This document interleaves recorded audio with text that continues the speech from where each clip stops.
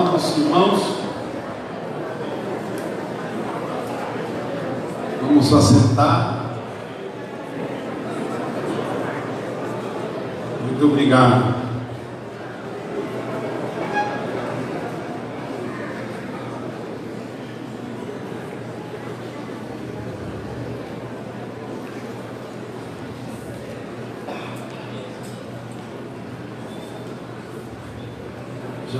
Nosso querido Jamé pediu eu encerrar este encontro antes de participar todos da ceia com uma palavra final.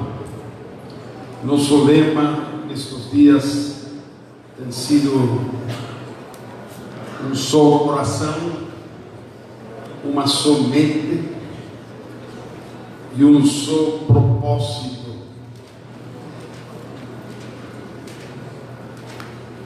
Quando pensamos ser um só coração, uma só mente, um só corpo, ter um só propósito,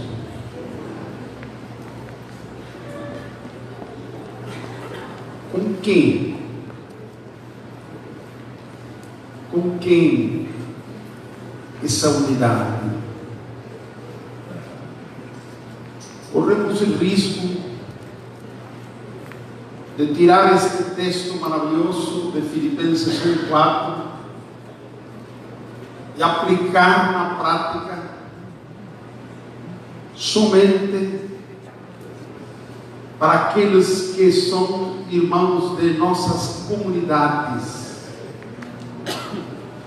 Em Brasil se conhecem como comunidades evangélicas ou simplesmente como comunidades, ou comunidades cristãs, como somos conhecidos na Argentina.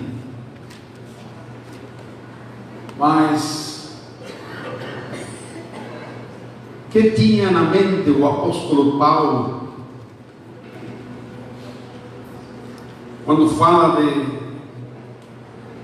um corpo, uma fé, um espírito, ser um só coração? Com certeza que ele estava pensando na comunidade evangélica do Brasil, simplesmente, ou a comunidade cristã de Argentina. Ele tinha na mente a igreja. Quantos dizem amém? Amém.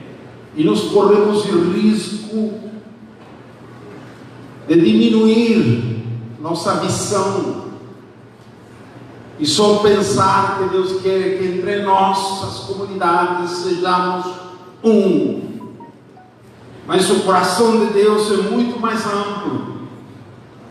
A oração de Jesus em João 17, que todos sejam um, abrange a todos os filhos de Deus, a todos aqueles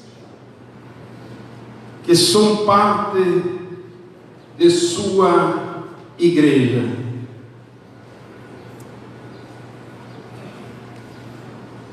Um só propósito. Eu tenho falado a primeira noite sobre como ser um só coração, ontem sobre como ser um só mente, a unidade da fé, e hoje um só propósito. Mas além disso, eu quero compartilhar com vocês.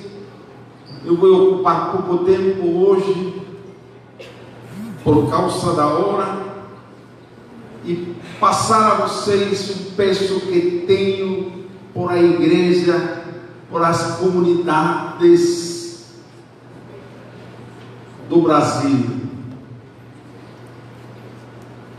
Jesus em João 17 inicia a sua oração dizendo: Pai, é chegada a hora, glorifica a teu Filho, para que o Filho te glorifique a ti.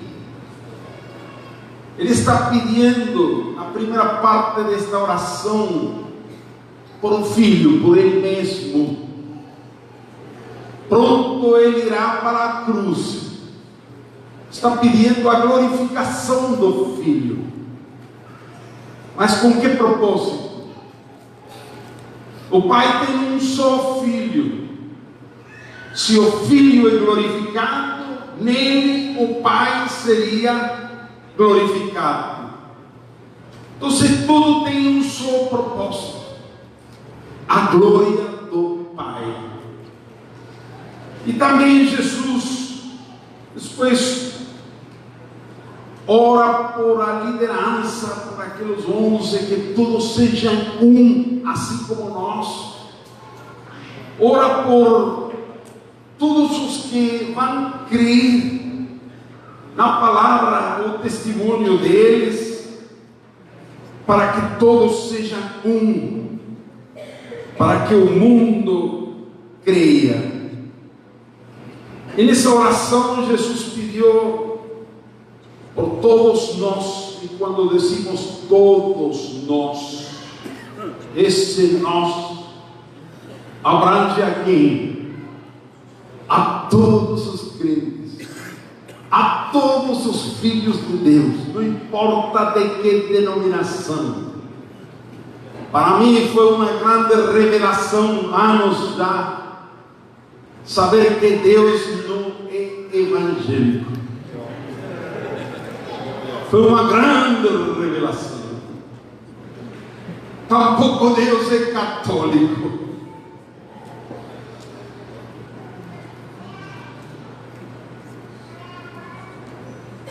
Eu estava com um grupo carismático naquela hora, estava falando isto: Deus não é evangélico, não é católico. E o padre me perguntou: então, que? Espírita?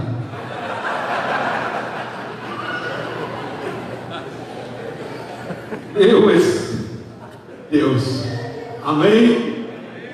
Ele é santo, Ele é um, por isso quer a unidade de sua igreja e a santidade.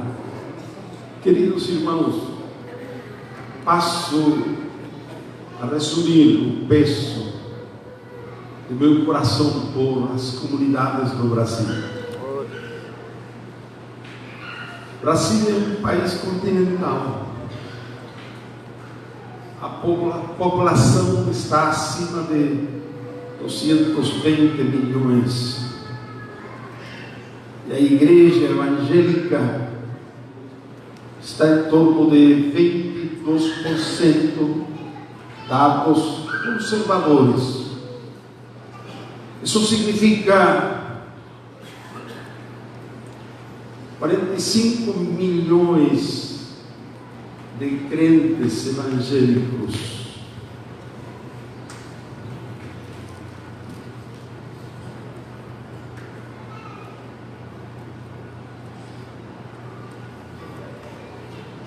Eu tenho um peso, uma tristeza, que as comunidades, ao longo dos anos, gradativamente se tornaram desoladas da igreja evangélica em geral.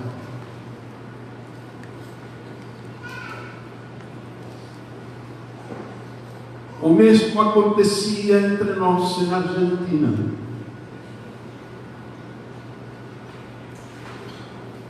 O número dos evangélicos na Argentina é bem menor porcentagem que em Brasil. Cifras um pouco entusiásticas falam de 8, 9% da população de Argentina. Deus nos visitou com seu Espírito Santo em 1967. Muitos batistas, irmãos livres, aqui não há muito irmãos livres, lá tem muito. Menonitas, Aliança e outras denominações tradicionais. Muitos pastores, entre eles, foram batizados com o Espírito Santo, com experiências novedosas, para então como falar língua, profecia, louvor, adoração. Naquele momento as igrejas tradicionais eram muito fechadas, muito tradicionais, as denominações. Muitos, como também aconteceu em Brasil, expulsaram a seus pastores ou aqueles irmãos que receberam esta experiência do Espírito Santo. Aquela separação criou um trauma, uma barreira muito grande.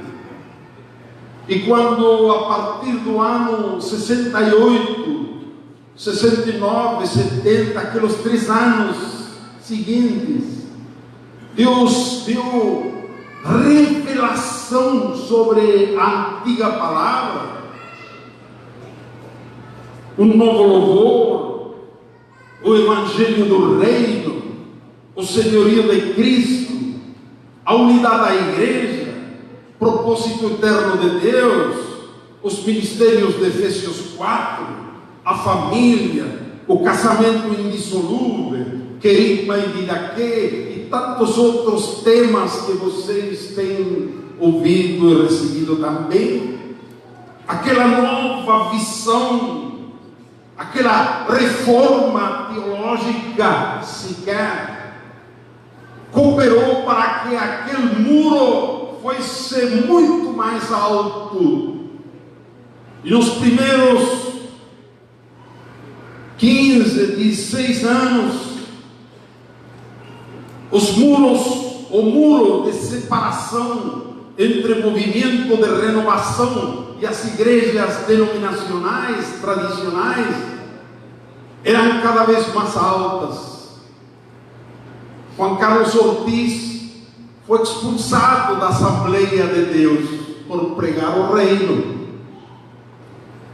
Muitos irmãos livres, batistas, foram expulsados por falar línguas. Mas toda esta nova compreensão sobre discipulado, unidade da igreja, as barreiras cresceram. E nós,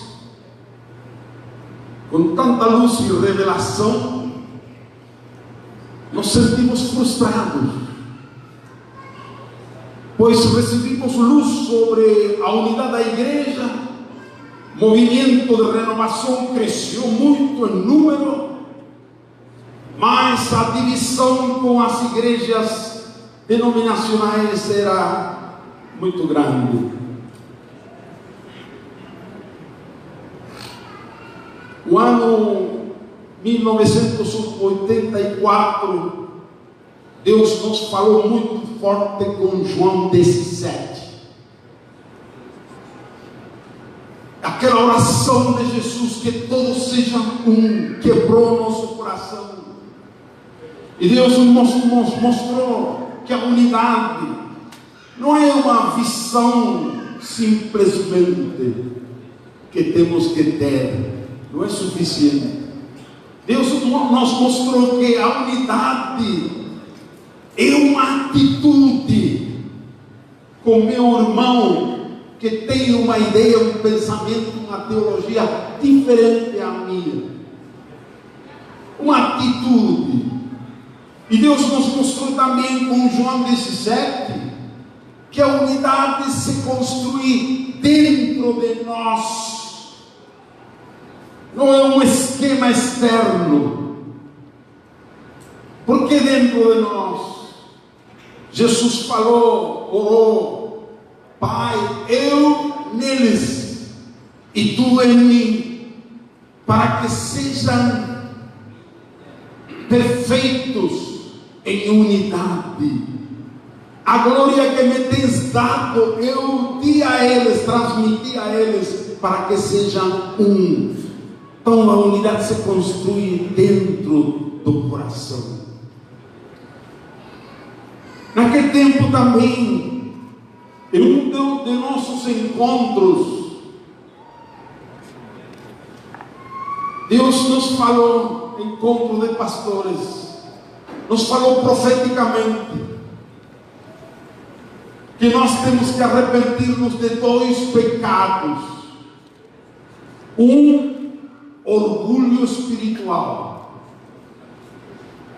expressando as denominações, as tradições e os tradicionais, sentindo-nos superior a eles, orgulho espiritual. Segundo pecado, falta de amor para com esses irmãos. Deus nos quebrantou, nós naquele encontro choramos, confessamos a Deus nosso pecado, e daí para frente procuramos os líderes das denominações para confessar nosso pecado, mas o muro era tão alto que ninguém queria ouvir-nos, ninguém queria reunir-se conosco, nem sequer para receber nossa confissão. Mas finalmente aquela reunião, por outras circunstâncias, aconteceu. 1986, tivemos uma reunião com a liderança pentecostal de Argentina. Toda a comissão da confraternidade evangélica pentecostal, a comissão completa 10 pessoas, os mais prominentes líderes das igrejas pentecostais, e 10 líderes do movimento da renovação nos reunimos. Eles tinham algumas cobranças de nós, e nós ouvimos e respondimos. Mas finalmente pedimos 5 minutos. Eles nos concederam. E dissemos: irmãos, nós faz 2 anos estamos procurando uma oportunidade como esta. Obrigado por esta reunião. Nós precisamos confessar nossos pecados a vocês. Ficaram surpresos. E explicamos. Quando Deus nos visitou com seu Espírito Santo e nos revelou as antigas verdades da palavra, nós pregamos aquelas verdades em um estilo muito agressivo. O reino, o discipulado, a unidade, agressivo contra as tradições e os evangélicos. E Deus nos revelou que temos pecado causado feridas ao corpo de Cristo, e nós queremos confessar o pecado de orgulho espiritual e falta de amor. Aquela reunião, em poucos minutos, virou um Pentecostes. Os líderes pentecostais nos abraçaram, pedimos que orassem por nós. Oraram, choraram eles, e começou assim uma mistura de pranto e louvor, que durou como 1 hora. Finalmente se firmou uma ata de reconciliação entre as igrejas pentecostais e o movimento de renovação. O mesmo aconteceu com outras denominações não pentecostais. E por vários anos, também nosso exemplo inspirou a outros a reconciliação, e muitas denominações que estavam inimizadas se reconciliaram. Líderes de uma denominação iam à convenção de outra denominação a pedir perdão, a lavar os pés dos irmãos. E assim houve vários anos de uma tremenda reconciliação. Aquele muro, graças a Deus, caiu. Aleluia. Nosso livro, Jesus Cristo o Senhor, estava proibido na livraria Batista, que era uma das mais importantes, e também na livraria Pentecostal, proibido. Ano 87, um dos biblistas mais importantes de Argentina, chamado Dom Raúl Caballero Jocu, pegou esse livro, alguém entregou a ele e leu, e ficou impactado. Um homem não pentecostal, muito tradicional, mas muito respeitado por todas as denominações, como um biblista muito equilibrado. Me ligou por telefone: Jorge, eu li tu livro, estou impactado, isto é uma verdade de Deus, vou fazer uma reunião com 200 líderes selecionados de todas as denominações. Não vai ser uma reunião aberta, sino por convite específico. E nos reunimos em Mar del Plata, 200 de todas as denominações, para, entre outros preletores, eu apresentar a tese básica do livro O Evangelho do Reino de Deus. Para isso, eu tinha que escrever, resumir em 14 páginas o que eu compartilharia. Tinha que compartilhar, uma comissão revisora revisou, aprovou, e então aquilo quebrou aquele gelo também, e daí para frente Deus tem obrado maravilhosamente. Queridos irmãos, por nossa iniciativa, depois de orar 5 anos em Buenos Aires, nós fizemos a sugestão de iniciar um Conselho de Pastores de Buenos Aires. Já em outras cidades de Argentina tinha iniciado o Conselho de Pastores, Buenos Aires não tinha. Hoje, em todas as cidades de Argentina tem Conselho de Pastores. Infelizmente, em algumas cidades tem 2 ou 3 Conselho de Pastores. Mas devagar, vamos lá. Nos últimos 25 anos, eu tenho gastado 50% de meu tempo ministrando a todas as denominações, e outros companheiros nossos também fazendo isso. Nós antes éramos considerados leprosos, hoje estamos, para a glória de Deus, muito apreciados, muito amados, muito convidados, e temos um relacionamento ótimo com todas as denominações, com toda a liderança. Hoje, 80% dos batistas de Argentina são renovados, e às vezes mais renovados que as comunidades. 80% dos menonitas estão renovados. 60% dos Hermanos Livres, uma denominação muito grande na Argentina, estão renovados. 80% da Aliança estão renovados. E assim a igreja, já não existe aquela barreira tampouco entre pentecostais, não pentecostais. Já quase toda a igreja se tornou pentecostal. É um sano senso da palavra.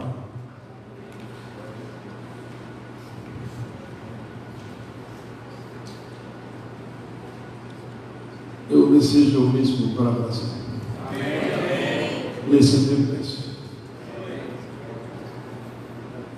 Eu sei que em alguns lugares, anos passados, havia mais aproximação. É muito fácil desistir da visão. Se nós não fazemos uma mudança no Brasil, eu me incluo. Eu sou parte da igreja brasileira. Amém. Amém? Amém. Estou viajando ao Brasil já há 42 anos. Primeira vez em Porto Alegre. E nos últimos 30 anos, eu he estado no Brasil 5, 6 e às vezes 7 vezes por ano. Eu creio que conheço o Brasil mais que a maioria de vocês. Então eu sou brasileiro também, se me permite.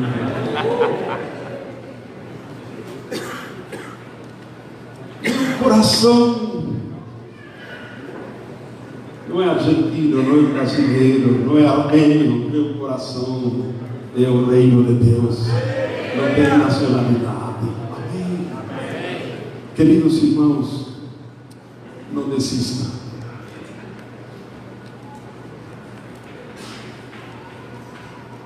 Estou aqui de parte de Deus para dizer: tem que acontecer uma mudança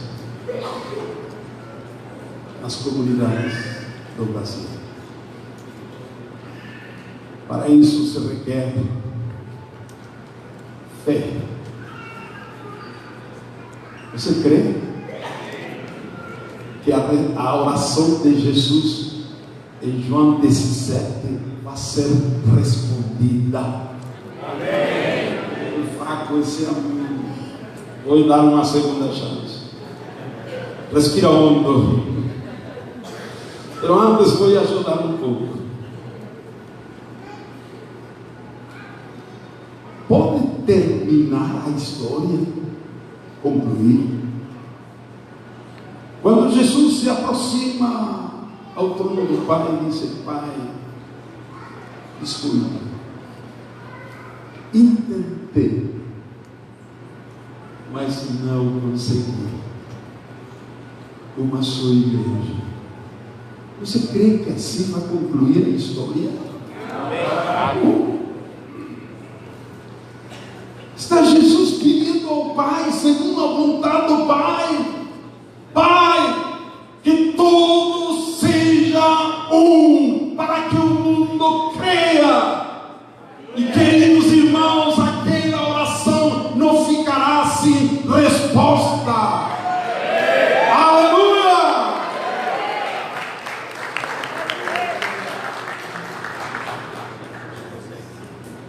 Ao final, eu creio que tudo o que está escrito vai cumprir. Vamos a ser um só coração, com todos, um somente. Paulo escreveu assim: até que todos, quantos? Todos. Cheguemos à unidade da fé. Está escrito. Chegaremos? Amém. Outra vez, Fábio. Chegaremos? Amém. O Pai vai responder a oração de Jesus. Amém. E Efésios conclui dizendo que Jesus amou a igreja.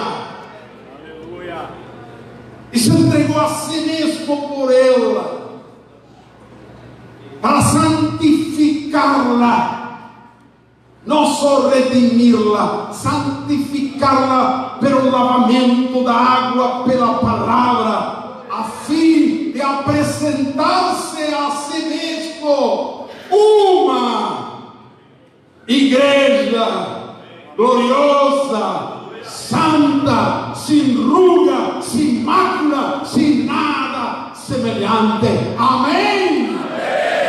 A igreja vai alcançar aquele propósito de santidade, unidade, para a glória de Deus Pai.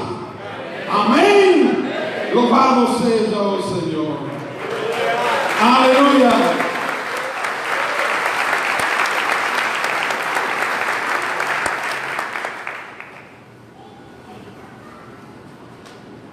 Se eu não voltasse mais ao Brasil, agora fico tranquilo,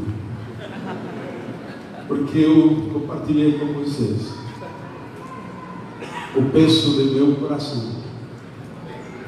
tem que acontecer uma mudança nas comunidades. Eu creio que vocês são um povo manso e humilde, e aquela mudança vai acontecer em vocês, em toda a liderança, e haverá uma obra maravilhosa. Todos aqueles 45 milhões de evangélicos,